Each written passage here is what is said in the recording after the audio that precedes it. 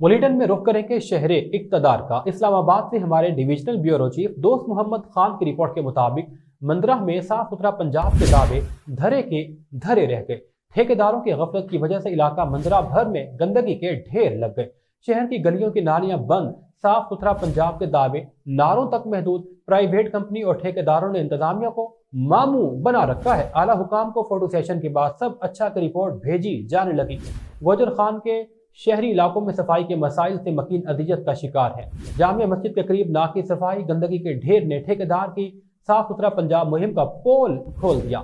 नमाजियों, शहरियों, स्कूल आने जाने वाले बच्चे इस वक्त शदीद अदियत से दो चार है। इंतजामिया कचरा उठाने के बजाय रात के टाइम आग लगा देती है, जिसके बाद कुर्ब में वाक़े फर्नीचर और लकड़ी के कारखानों तक आग फैलने का भी अंदेशा है।